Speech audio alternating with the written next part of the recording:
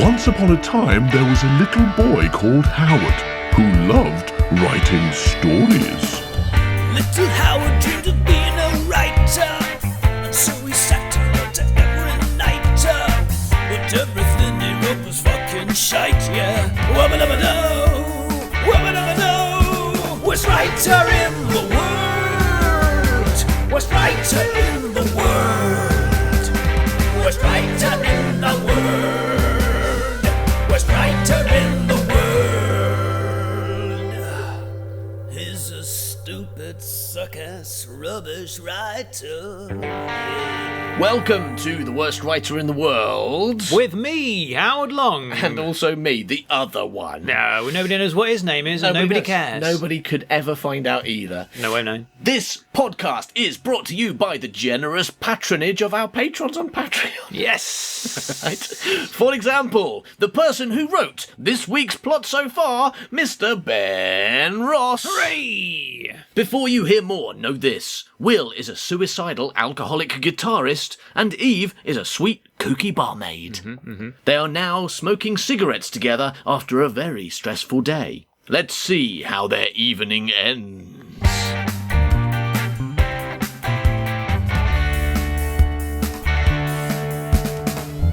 So when we left them, Will had just offered to wait with Eve for a taxi because she said it's like half an hour until the next available taxi. So he's like, I can wait with you if you They're like. like trains, are they? Yeah, one's coming in 30 minutes. She checked the timetable, yeah. And everyone's queuing up and they all want to get it. Yeah. All right, well, let's see what they're up to while they... As I said, Will's just offered to wait with Eve for a taxi. Here we go. I don't want you to feel like you've got to look after me now. Trust me, if I wasn't here, I wouldn't be doing anything. Because he'd be a deado. Would. Great. A little bit of suicide humour for the eagle-eared there. Trust me, if I wasn't here, I'd be doing nothing with a rope round my neck dangling from the ceiling. Yeah, I'd just be bleeding in a bath to death. What? Nothing. No. If I wasn't here, I'd be doing nothing in heaven, probably, or maybe hell, because I'd be dead with a knife sticking out my eye. Pardon? Nothing. Nothing. No, I'm just saying, if I wasn't here, I'd be lying on my bedroom floor with a bullet sticking out my nose. What? Just something I like to do on Friday. Nothing. All I'm saying is... Yes, I'm really paying attention this time, so I keep missing what you say. Well, if I wasn't here, I'd be at the bottom of a very tall building all splattered because I just jumped off it because of suicide. What? Nothing. Yeah. All right, so after he does all that, because you may think we were just making that up, listener, but that is in the script. Yes, he says, that last line, trust me, I've jump off a building because of all suicide. Great. So you'll come to the party and I won't be the sad git on my own. I won't come in. No, I've got to kill myself. I'm going to do the building with a bullet or the knife in the eye. Oh, no, I'm just busy. I've got to go home and clean my oven. To death. Yeah, with my face. I won't put the gas on. Yeah. No, I won't come in, thanks. You said you've got nothing to do. Not exactly what I said, no. You'll find out detailed 7 or 8 methods of suicide, actually. Quite a busy evening for me. I've got to do all of them. No, Will says, I know, but... She puts her arm in his and drags him off. Then I'll just have to convince you to come, won't I? Oh my God. Will looks sceptical. External Leadenhall Market, brilliant. So they're going back the way they came. Basically. I mean, if you go from Farringdon to... Yes, because they went to the tube station to get the tube, but it was shut, so now they're going to go back the other way, because that's the way to get to her party. So she was going, I've got to go to Liverpool Street to get to this party. And then I'll get on the Circle line that will go past Farringdon, up through King's Cross. Maybe she's an idiot. I'm getting that feeling, She doesn't know. Maybe. I mean, I don't know where I am when I'm in London, so So chances you look are at that... maps, right? Yeah, but she's used to getting a particular tube to take her to a party that she's not been to before. So, do you have a day job or something? I told you earlier I'm a pea stacker, don't you remember?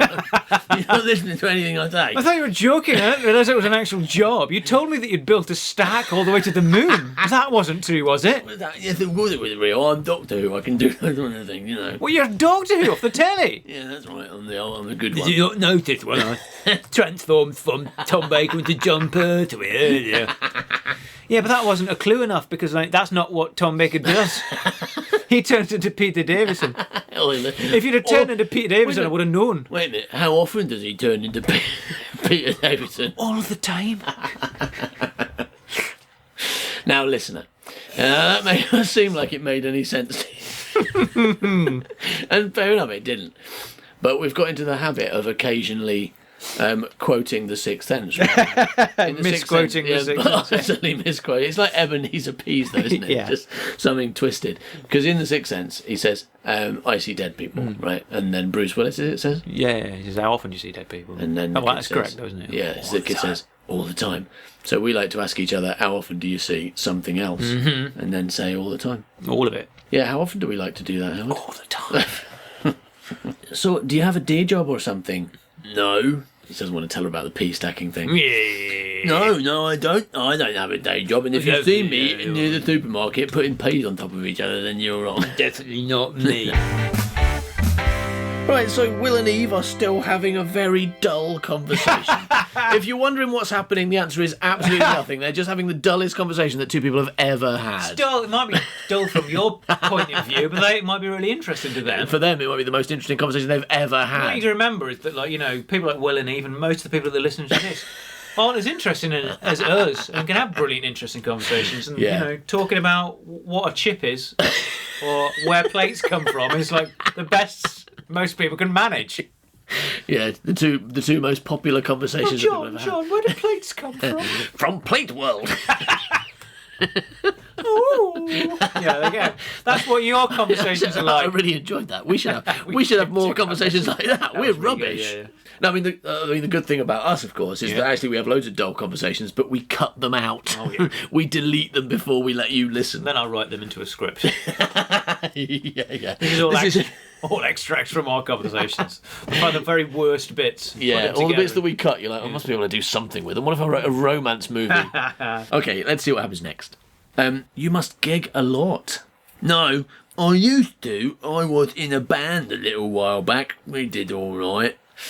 He's getting out his A game now. She knows he's a guitarist, but now he's like, I used to be in a band. Do you want to have sex? Yeah. She's like, oh, yeah, but what kind of band was it? An indie band.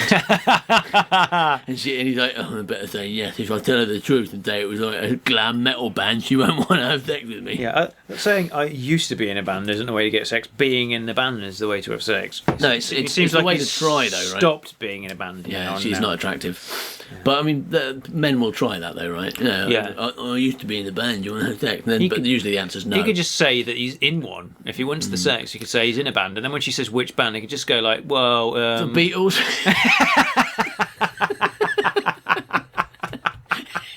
Yeah. I hope she's never heard of them. Oh, have you done anything I might have heard of?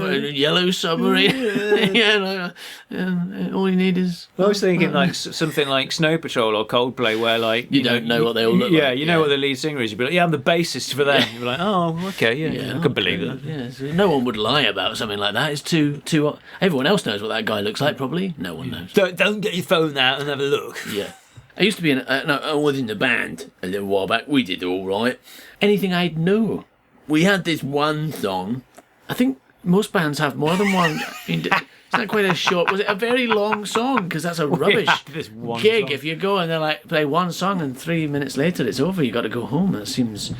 How much did it cost to come and see you? I beg to differ. I think that would be a perfect gig. Yeah. Not having to sit through like loads of other songs. Or... Yeah, this is a good song. If you go and see Chesney Hawkes, I mean, you want to hear one song, right? Mm-hmm. And that's enough. I mean, he's going to play it 4 times anyway. You're just like with a load of filler in between it. Just go one song, go mental, go home again. Pub, brilliant. So we had this one song, one hit wonder. Not a hit and not so wonderful. So you're telling me you had one song, it was rubbish, and no one liked it? Why did you tell me you're in a band when this is the extent of your story? What else have you got? Yeah, sorry, that was a bit rubbish. I used to be in a film. You know, films? I wanted to be in a film. I used to be Tom Cruise. Yeah, I got to give up because I regenerated. Into Tom Baker. Yeah. Eve, she tuts. What's the song? Oh, God, singing. All right. They just close the door like the time we've done before, because we know the story like ours ends. That's how that goes. Oh, God, I actually do know that. My granddad used to sing it to me. No, oh, God, I actually do know that. The guitar solo was on an advert, so it ended up on the radio quite a bit. I'm really enjoying this conversation. It's the most fun I've had for ages. I really liked it when you told me about how you're in a band. That was great. You got any other brilliant stories like that? Anything else you'd like to tell me? Yeah, I have got a very good story I'd like to tell you. This morning, I went into my kitchen and there was a plate. I saw a plate.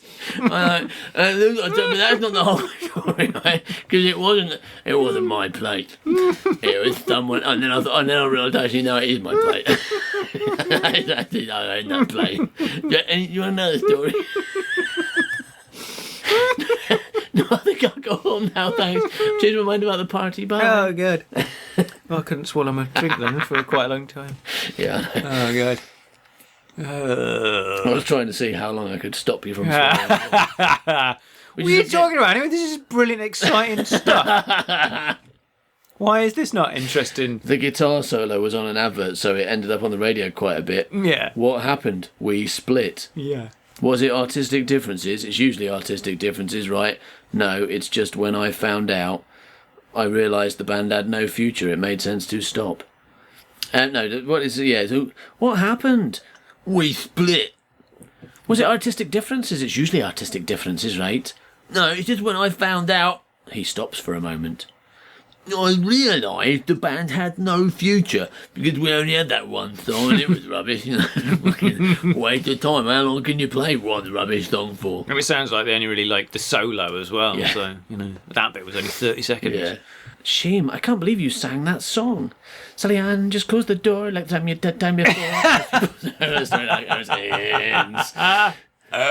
You've not got a bad voice. Thank you. Singer? What? Oh no, keep guessing. Oh God, he hasn't guessed a fucking job yet.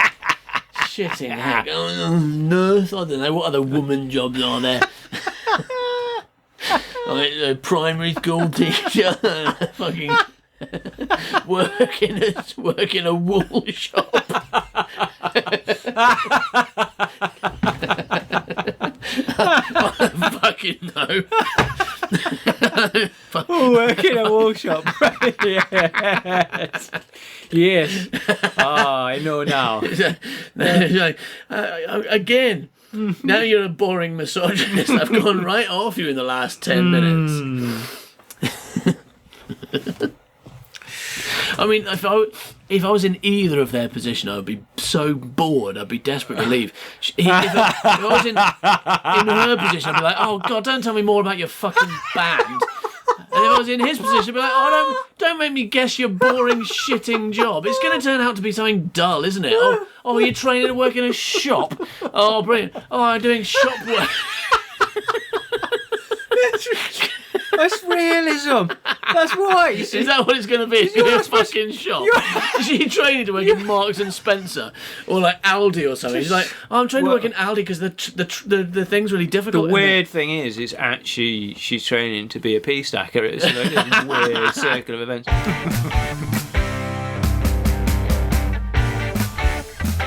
Right.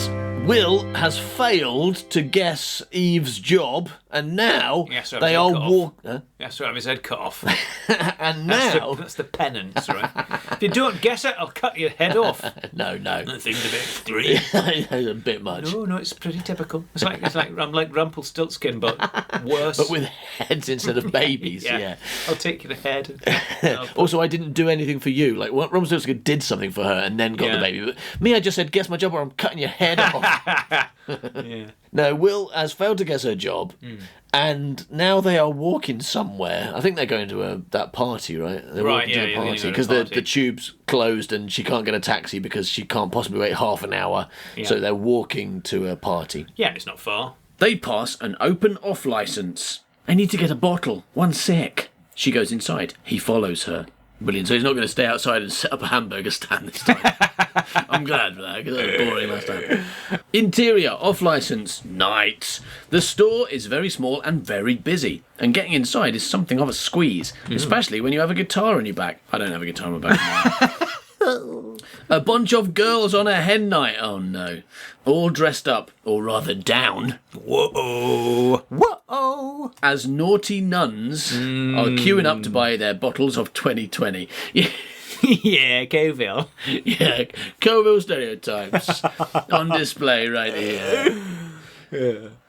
Before them in the queue is a young Italian guy who clearly speaks no English and is having little luck with the Punjabi shopkeeper. Oh God, it's going to get racist. If you're lucky. The hen nighters are getting impatient. The one nearest the front of the queue is bleached blonde with a thick South London accent and fake boobs practically falling out. Oh God, Come on, Fernando, she says. The others laugh. The Italian tries to explain he needs an adapter for a plug. Fucking hell, it's Italian. What is it written in Italian? Nessun noho bisogno di uno di quegli adatori di spina. Spina a plur. The Italian demonstrates what a plug is. We do not have... That's right. Okay, he's Russian. We do not have plums. We have bananas and apples. Will says, "Oh, wait outside." Okay. Eve steps in to help the Italian. Posso aiutare? I'd like to say, I don't speak Italian at all. All right, so I ain't got a fucking clue what these words. Then say. I can guarantee that is definitely the correct Italian because I speak it fluently. External off-license night. Will watches through the window as Eve helps the guy get what he wants. Whoa! Will, Mr. Voyeur. Okay. The street is dark and quiet in contrast to the bright, busy life within the shop. Yeah, that's how nighttime works. Well observed. Inside it is bright. Outside it is dark. No one understands. Will looks in amazement at the difference between outside and inside. In his mind, he is thinking the following thoughts. Oh, I wish I had a lasagna. Yeah, That Italian man just made me think of lasagna. I really liked my mum's lasagna, he thinks. Highlight it this time because last time when evening went inside the shop, didn't it? And it became daytime outside. So that's true, not yeah. happened this time. Yeah, he's surprised that it hasn't become daytime. Daytime, magically. Yeah. This time the Eve stayed half in or half out. Oh yeah, no, so actually the street is dark and quiet in contrast to the busy life within the shop. Will appears almost voyeuristic. Yeah, because he's watching through the window as Eve helps the guy get what he wants. The hot Italian man. Yeah, and he wants a plug. He wants plug-in. He's going to plug something. He wants plug-in. She's got to get her strap on now. Yeah. And she says, I haven't got my strap on. Will a bottle of wine do? Please, a plug. See. Yeah, I say plug. Give me plug. When the Italian is served, a cheer goes up from the hen nighters. He thanks Eve and exits the store out into the street and past Will. The hen nighters then buy their drinks and filter out one by one. Hey, guitar man, play us a song, darling. I don't really do requests. Oh, come on, gorgeous. My best mate's getting married. She'd totally love it. Will thinks about it. Come on. Checks his watch. Just getting the read out. Apparently I'm considering it at the moment. Song A play. Okay. Oh, don't. Don't play a song. The hen nighter claps and cheers as he takes out his guitar. The bride, Jackie, a short, round, bleached blonde with a piggy nose, and another hen, an Amazonian type. Right, so basically we've got a huge, gigantic woman and a pig standing next to each other, dressed as nuns. That's what's happening in this scene. Like, holding 2020 because they are in Colville in the 90s. 90s. That's where they are right now. They're in common in the 90s. They're teenagers on a hen night because you're writing from experience and you really don't have much when it comes to women, right? You have no idea how they interact or work. He's like, I do remember the last time I saw a woman. She was drinking 2020 and she was 17 and I was at school. Yeah, and I've heard of nuns. Yeah. No, it's Jackie, a small pig, and then another hen in her late 40s. A hen? It's just another hen, an Amazonian type, But late an 40s. actual hen? I think so, yeah. So a chicken and a pig? They're all chickens. Okay. Apart from the pig. Well, they're night hens. They're all night hens, except for one's a chicken that looks like a pig. Right. But one of them is a fucking massive... That's a giant chicken. Like a fucking huge chicken. Yeah. Jackie, he's going to serenade you. Ooh, if Phil finds out, he'll be filing for a divorce, says Jackie. Yeah, she does. They laugh and clap as more hens emerge. How many fucking hens are there? There's a whole flock of chickens. Like 100 hens come out of the... Get out of my shop, chickens. This is not the chicken shop. Interior off-licence night. Eve finds a decent bottle of wine and takes it to the counter where she pays for it. She exits to find... Will is in the middle of performing an improvised song all about Jackie's wedding, etc. The hen nighters are clapping along. Eve emerges and watches, laughing along as Will entertains these ladies and incorporates them into the song thus. Jacqueline, oh Jacqueline, I hope that's not the dress you're getting married in. That is the tune. Considering you're a sister, it's as sure as sin. Like someone shaved the bottom of a penguin. You're not a real lady of the cloth, since you've taken most of your clothing off. You're not fooling anybody with that cross, and your only real habit is a rather rampant rabbit. No, you sure you're a nun? Naughty, nun. I swear I just saw your bum, says a hen nighter. So that was a good scene. Yeah. Good tune you came up with there. Yeah. I liked its consistency and how I could remember it from one line to another. That was my favourite bit. It's good. But you said it was the right tune, so Well, it started off correct. that's what your song is. It started off pretty good. Yeah. I was surprised. And, yeah. Then I forgot it. The hen nighters join in. When the song is done, he receives a huge round of applause. He looks over at Eve, who stands smiling beautifully at him. So hopefully you've done that thing that they used to do in like 1950s movies where when they have a shot of the woman, it goes all soft focus and lit really differently, and they play a bit of music, so she's smiling and then she's got all her teeth and everything. Unlike the hen nighters, who are all from Colville, and they're all massive, except the one who's a pig. They're all these gigantic women, with no teeth, with wigs on. Who dressed this pig up as a nun? So, after a totally progressive encounter with a hen night, cut to external Millennium Bridge night. So they're on the Millennium Bridge. The city looks beautiful, all lit up. To and fro, the late night drinkers go, either off to find another drink or on their way home to bed. Or to space. We don't know where they're going. They could be going anywhere. Some of them are aliens in disguise as humans, returning to their spaceship, which they have disguised as a house. Seems weird to suggest that there's only two options where these people could be going home or for another drink. They might be going to work. Some people start working all kinds. Some people might be going to someone else's home. Also, Some of them might just be going for a walk. Yeah. Can't sleep. Insomniacs. Some of them might be like dogs. Yeah. That's true. Some of them might be pigeons. They're like just walking around looking for bread. Yeah. Where are pigeons going? Yeah. Where are they going? They're just looking for the next pile of sick to eat. That's what pigeons are doing. Yeah. They're not on a mission. They're just like, as soon as they bump into the next pile of tramp sick, then they're at their destination. Maybe that isn't their mission. Their mission to choose to accept it is to eat some sick.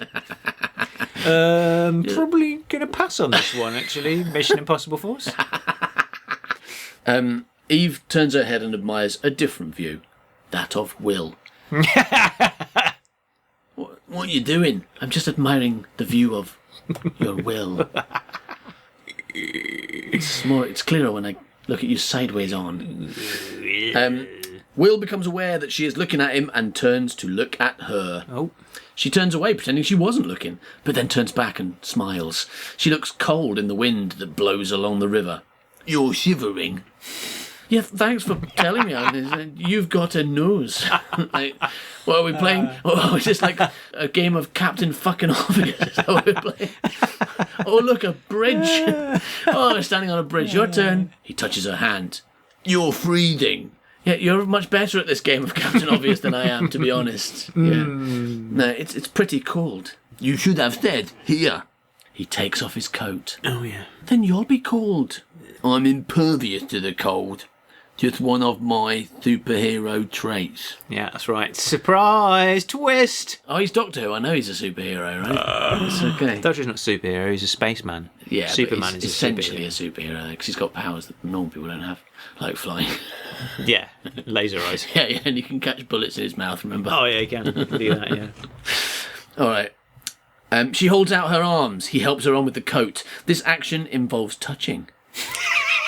What? This action involves touching and is done delicately as he slides one of her arms in and then moves around her to do the same with the other before coming round to her front again. This closeness is quite electric. Oh. And he puts a light bulb in his mouth. It comes on. With the breath. He does the buttons up for her. They are standing face to face now. How do I look? He must stop himself from telling her she looks beautiful. Oh.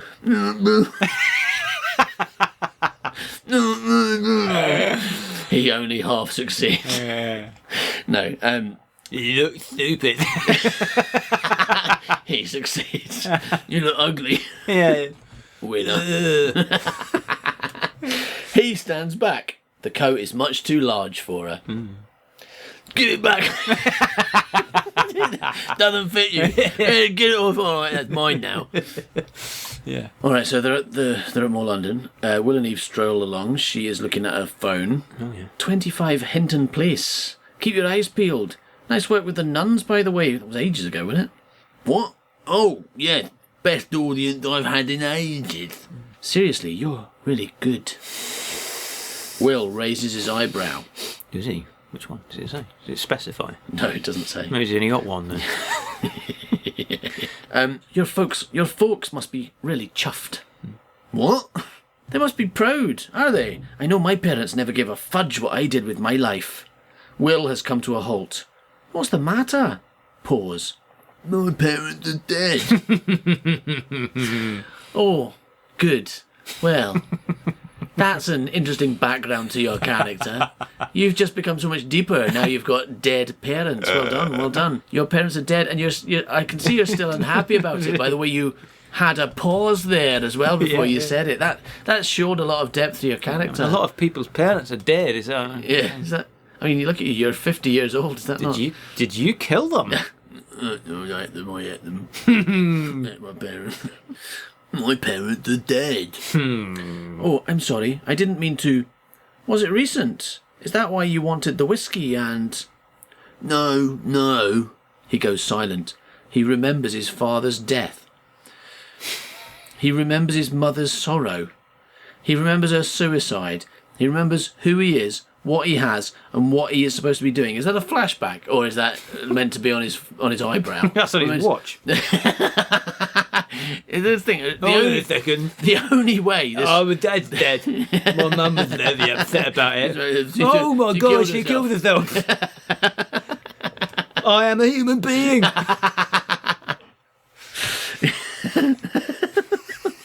Apparently, I've got a car. I thought it was a Time Lord. I was mistaken. Apparently, this guy says what he has next. Apparently, I own some plates. Some cheese. I've got some cheese. Anyway, so the only way that stage direction makes sense is if he's got that watch, right? Because otherwise it is utterly meaningless. He looks sad. I shouldn't be here invading your life with my shit. Invading your life with my shit. Yeah, my shit device. I mean, that is Doctor Who. That is a terrible thing to do to anyone, isn't it? Yeah. It's almost like what birds do to humans, right? Like, they invade our lives with their shit. Right? Yeah, but his shits have all got like little helmets on. They're all like... yeah. They're actually taking over. Legion, attack! Yeah. Hello, what are you doing? What are you doing on all those shites? Every shit I've ever taken, I've collected, kept, put a hat on. Waiting for this very day. No, she says, "You're not invading my life." Will says, "Yes, I am." Yeah. No, Go! really. No, yeah. No, really. I wanted you to come. Pause. He looks her in the eye. But I didn't want to come. What? I don't want to be here. I'm sorry if I said something to upset you, but I just walked you out of duty. That's not fair. But it's true. I'll take you to this thing, and then I'm gone. No, we're here. Job done, Romeo. She turns on her heels and walks steadily away. She does Turned not. them on. Were they off before? Yeah. I'm just going to turn my heels on. Yeah, and then she walks steadily away. Before She now, floats she's been off because falling all over the place. Now she's floating. All right, so she turns on her heels and floats away. She does not turn around. He stands for a time, feeling guilty, but believing he has done the right thing. He finally leaves. Another easy thing to act. Next, fucking hell. Oh no, he's going home. No, that actually makes sense. I was going to say Southwark Bridge. We've gone back the other direction again, but no, because he's going home. Will walks, deep in thought, across the river, past the jovial people drunkenly enjoying their night, on Southwark Bridge, that famous party destination, Southwark Bridge. Southwark Bridge. Will, almost in a hypnotic state, takes the guitar from his back, props it up, and pulls himself onto the bridge barrier. He stands on the barrier, teetering on the abyss, his arms spread wide as though he is about to fly. Every night in my dreams I see you. Leonardo DiCaprio grabs him from behind. And just like at the end of that film, he pushes Leonardo DiCaprio off the bridge into the water and saves himself. But he cannot bring himself to jump. Something is stopping him. Maybe it's one of those party revellers who are on this busy bridge that he's on. Maybe one of them are like holding onto his coat going, don't do that. Did he get his coat back? Yeah, I think she threw it at him. Did she? Maybe she still got it. No, it doesn't say she did. Okay, then he still got it. She still got it. She's hung on to it. Yeah, that's why he can't jump off. Yeah. He's like, I would kill myself if I had me coat. He's got a symbiotic relationship with his coat, so like he can't fall in the water because his coat's not fine. If his coat survives, then he survives. It's like a Horcrux. Yes. As long as his coat's still around, then he'll come back on the back of someone's head. Yeah. And then about 3 films later, he'll have a proper body, but he'll never be able to make a new nose. Yeah. Not even Harry Potter, Doctor Who will be able to wizard up a new nose for him. Yeah, that's the hardest part, isn't it? You know? Yeah. I mean, recreating like legs and everything, that's really easy. Yeah. Eyes, no problem. Fingers. Brain. Yeah, the heart. No problem. Nose, get out of this town. Yeah. I mean, wizards are good and everything. Magic's come a long way, but you can't expect us to be going around creating noses. Who's in charge of the nose creating department? Trevor has started in nose creation. Yeah, this is my first day as a nose creator. Can't create noses, Trevor. Oh, but I thought, well, what's the point of my department then? No, don't know. Don't knows. No, don't know. Nobody knows. And that's true. Nobody knows. Nobody can knows. Especially he who shall not be talked about. Voldemort. Moldemort. So that's why his nose isn't there, because he's got mould on it, and that's why they call him Moldy Nose. Okay. Yeah, makes perfect sense. Thanks, Trevor. Thanks for coming in. Bye. Mouldy Snort. There you go. He's got a mouldy snort. Fell off. Yes. Well, they call him Mouldy Snort. Yes. Right, so Eve told Will to sod off, right? And so he went to Southwark Bridge to not kill himself. And now, interior party night. Will ascends a staircase which has been decorated imaginatively. Thanks for the direction there, Mr. Creative Writer. Yeah, I was just saying. I have no imagination. Someone can please someone decorate the staircase imaginatively, please. I can tell you how to decorate it boringly. Yeah. Like with crap wallpaper. Yeah. But I want it to look imaginative. So if someone with an imagination, please sort that for me. Maybe so someone glue sausages to it. Yeah. All that can be heard is a thudding, which grows louder as he nears the top of the stairs, like people dancing but without the music. As he reaches the top, he pushes through a set of doors and into the party, an expensive renovated warehouse space that is somebody's home. It takes Will's eyes a moment to adjust to the lighting, seeing at first a throng of silhouettes moving strangely. A silent disco is in full swing. Yeah. There are many guests, each with their own iPod and dancing to their own music. Will stands staring at this crowd desperately. His eyes search for Eve, and finally, he spots her among the throng. She dances with such grace and vibrancy, almost ballet-like, that she lights up the dance floor. That'd be good, in Billie Jean video. Yes. But only her. So it's not a lit dance floor. It's just where she puts her feet, lights come on. That'd be good. She has torches strapped to her feet. Yeah. It's a silent disco. I mean, it also should be an unlit disco, right? Because it's like, we don't provide music and we don't provide lighting, so please provide both for yourself. She dances with her back to him. He taps her on the shoulder and she stops and turns. She looks at him. He looks at her. Wow. Pause. They look at each other. Yeah. She stops her iPod. She assesses him, looks him up and down. His entire person seems to be saying sorry. Because he has written it on his face and hands and T-shirt. And his watch is definitely saying, say sorry to Eve. It says, she sees it. She goes, hey, sorry. Okay, I accept it. A little smile appears on her face. Okay, his body seems to be saying sorry, but his mouth doesn't. He can't be bothered to go, sorry, I was a bit of a twat back there. A little smile appears on her face, this smile of forgiveness. Whereabouts on her face? Just above her right eye. A weird little mouth above her eye, yeah. A little smile. A weird little smile appears just above her right eye. Oh, fucking hell, says Gret. Gret Will. In Flux voice. She got fucking hell. Says Gret Will. In Flux voice. Good one, Howard. Thanks for joining in. Smoky ghost face on her head. This smile of forgiveness allows him to smile too. She pulls out an earpiece from her iPod and holds it out to him as a peace offering. It's not a peace offering. Yeah, have one of my earbuds. Smoke this. He takes it and places it in his ear. Okay. He gets ear disease. And instantly dies. The end. Yeah. What will be the amazing twist of this movie? Will is the bigger witch. No, Will is Catskin. You'll have to wait till the end to find out. Well, there'd better be something interesting in the meantime, like maybe Eve could tell a story about one time that her boobs came out. Find out in the next boob-tacular edition of the... Worst writer in the world. Worst writer in the world. Worst writer in the world. Worst writer in the world. Thank you for listening to this episode of The Worst Writer in the World. If you would like more, then you can follow us on Facebook and Twitter. You can have a look at us on our website, manbycow.com. Or, best thing you can do, you can join our secret gang. That sounds good. Because if you join our secret gang for as little as $2 a month, you will get a load of extra stuff that you can't get nowhere else. Oh, wow. But hey, you don't have to take my word for it. Have a listen to this testimonial kindly written by one of our secret gang members, Caitlin Webber. Here are some condensed points on the reasons I love being in the secret gang and why potential gang members will too. There are many challenges given that provide you with a creative outlet to write, paint, make stuff, cosplay, etc. If you are a competitive person, it's even more fun. There are so many interesting gang folks to connect with.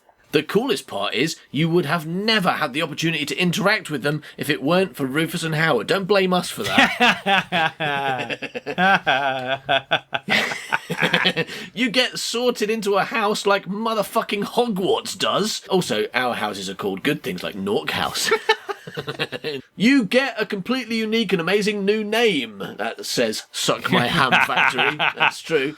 There is little chance of ever being bored again because of the massive bank of content you have at your fingertips. They give you new content almost every week, and if they don't, they will still provide you with opportunities to be part of their next post. This is in capitals, it's the funniest podcast ever. What? Rufus and Howard give you the ability to be involved with what they are doing, creating, and are so down to earth they actually care about what you think, probably. That's true, we do a very good impression of people who care about what they think. I mean, let's be honest, that's pretty fucking cool. You guys rock. If you aren't from the UK, you will learn some very interesting new insults. And if you aren't in the secret gang, you are probably a loser. So hurry up and join, you snolly, gostering ninny hammers. Wow. I mean, that sounds like a Roald Dahl insult rather than one of ours. Yeah. So I think we've been learning from somewhere else. In conclusion, I have to say I am a happier person upon discovering NBC and joining the secret gang, which in itself is reason enough. Okay, bye, Milk. Hooray! Also, if you do check out our Patreon page, you can find some free stuff there as well. As a little taster, a couple of videos. There's Time Pig, if you haven't already heard that. Yeah. So go and have a look at what you would get if you wanted to join, and maybe have a little join. Not only do you get loads of free stuff, but you also help support us to continue making these shows every week. There's a reason that the words join and joy sound so similar. Because when you join, you will have joy. You should be in advertising. I should. See you next time, everybody. Bye-bye. Have a nice one. Yeah, enjoy your stuff. I want another nice one. Keep having nice ones. Have 3 nice ones. Yeah, have as many nice ones as you want. You're an adult. Oh, good joy. You can't have 2. You can have too much of a good thing. You can, yeah. Have some fewer bad nice ones. Have Yeah, some stop having rubbish so many ones. nice ones. What's wrong with you? You're not going to get the benefit when you go outside. Yeah. If you have all your nice ones now, are you? Yeah. Take your nice ones off when you get inside. Anyway, bye. Bye then. Yeah, that one. Yeah. He's a stupid suck-ass rubbish writer. Yeah.